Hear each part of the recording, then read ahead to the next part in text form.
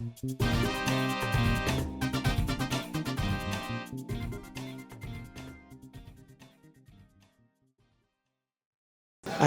think the President Muhammadu Buhari just expressed in a very bold form the frustration of many of the countries of origin where illicit flow, especially Africa, running to over $100 billion in a year.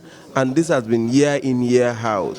And the failure of countries of destination, especially developed countries in Europe, America, and now in the United Arab Emirates, to support the effort of countries of origin to not only confiscate stolen assets and illicit wealth, but to also prosecute people who are associated and connected, and ultimately to also expedite the process of recovery of those assets back to the countries of origin for the benefit of the people. So that is a frustration that you're getting from a government that has been for more than 3 years crisscrossing across the globe to get some of the assets stolen from Nigeria back to the country without any significant sussex.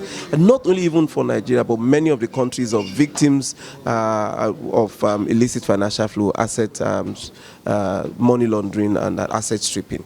Earlier on, while it's expected and convincing collaboration from countries of destination where many of these assets are domiciled, to the extent that the countries of destination are benefiting from these proceeds of crime at the expense of the countries that are actually missing and losing some of these assets. So you will understand that it is not only even about recovery. The unfortunate, sad aspect of this is to the extent that when assets are taken away, they are never returned 100%. At some even instance, they are even returned with charges and penalties. So meaning that there's a whole lot of work to actually prevent that from happening. So the blame is not only about corruption in the countries of origin. It is also about the countries of destination, because many of these countries and their financial system enable many of the political office holders and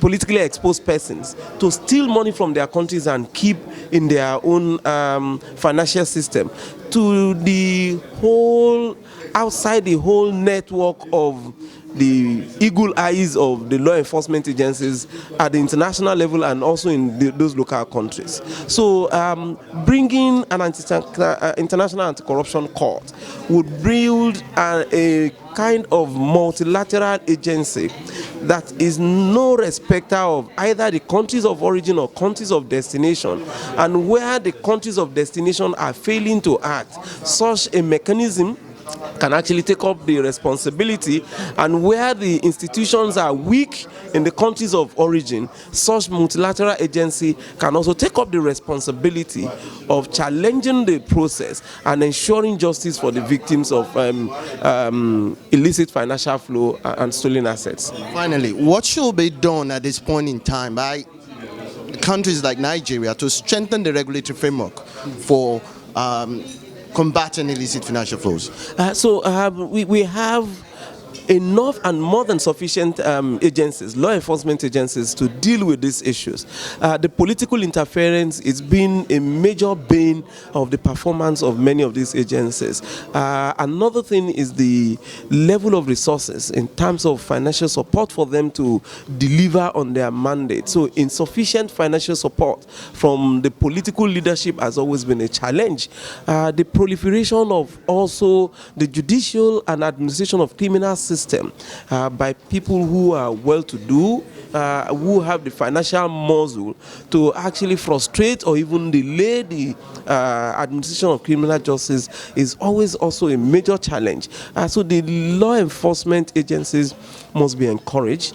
The tenure of the leadership must be guaranteed to give them some measure of independence. The appointment process must also be transparent and free of political manipulation, such that people who are bold and confident can actually aspire to be in those offices and discharge their duties without fear of any form of reprisal.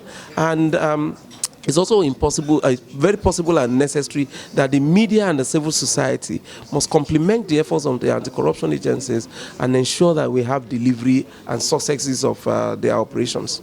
From the legal perspective, as a lawyer, I would think that it's merely talking about not allowing perpetrators of such heinous crime, I'll put it in quote, to get away with it.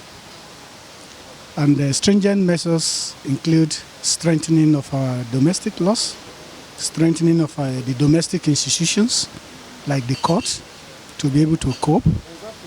And stringent measures include applying discipline. Discipline in the sense that there will be no sacred cow. So to me, this could be what His Excellency means. His Excellency could also be referring or be inferring from his statement to the International Criminal Court during the 20th anniversary of the establishment of the court, whereby he emphatically solicited or proposed the expansion of the jurisdiction of the International Criminal Court to include cross-border crime, as we have been discussed today. So, to me, these are the measures. Because if you look at it from the perspective of the present jurisdiction of the court, the mere mention of the name International Criminal Court sends some face into the spines of would-be or those who have been perpetrators of heinous crimes.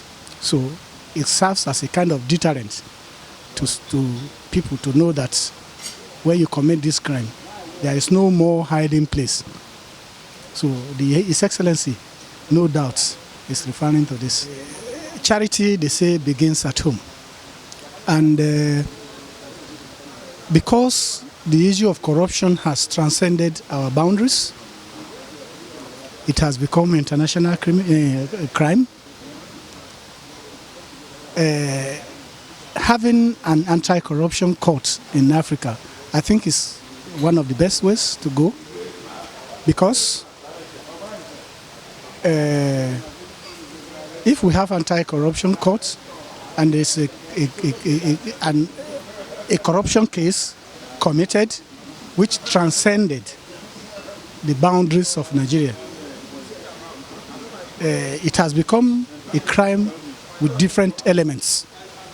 Different elements in the sense that from the country of origin down to the end country where the proceed is deposited.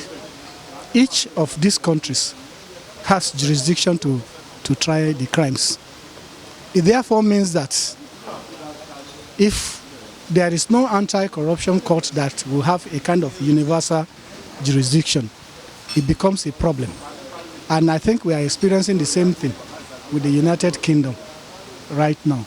Because if you look at the United Kingdom has jurisdiction to try some of these crimes. Nigeria equally has jurisdiction to try some of these crimes. The punishment, the constituent elements of each of these crimes may be different in different countries. So it becomes a problem to try such corruption case. But if we have an anti-corruption court, no doubt that this issue of jurisdictional problem will be out of it. So I strongly support the idea that Africa has an anti-corruption court. Well, when a decision of a court is not obeyed, it doesn't augur well for the court. But then sometimes there are situations that make implementation a bit difficult. Like for us, we are a regional body, and the implementation is done by a competent body nominated by the government. So when we enter a decision, when a decision is entered, we submit it to the body responsible for implementation. And the issue of implementation is a problem. It's not just for our courts, and we have been following it up. Every government, let me talk from the point of view of ECOWAS, every member state of ECOWAS undertook to respect its obligation under the Treaty of ECOWAS. So when a court gives a decision and a member state decides not to implement, it's a failure on its undertaking to respect or to fulfill its obligation. And there are provisions, sanctions in the Treaty of ECOWAS for any member state that fails to fulfill its obligation. And the court, in any case, has a jurisdiction mandate to entertain such actions, but then individuals don't have standing to institute such actions before the ECOWAS court. So it has to be brought either by another member state or by institutions of the community. And that is where we are now. So sometimes political considerations come into play. To conclude the confirmation hearing in respect of the nominations for the leadership and the membership of the ICPC, as well as the CCB, Code of Conduct Bureau. Even though the appointments were made in May last year, the Senate has conveniently put the matter aside until a few weeks ago. The Senate did that deliberately. The leadership of the Senate did that deliberately to whittle down the capacity of the anti-graft agencies to fight corruption in Nigeria. And I'm sure you are also aware that even in the case of the EFCC, apart from not confirming the chairman, the acting chairman, the members of the board too were not confirmed by the Senate. So the whole idea was to truncate or rather frustrate the anti-corruption war, you know. But I think what has been done, what the government ought to have done was to have appointed acting chairman for both organizations. Again, the executive was rather slack in dealing with the lacuna. It is hoped, I mean, without really reconstituting those bodies, it is difficult to strengthen their capacity to do the work. Funding is also a problem. The anti-graft agencies are not well funded. Their autonomy is on paper. So the civil society organizations will have to support those agencies and ensure that their autonomy is operationalized, not just on paper.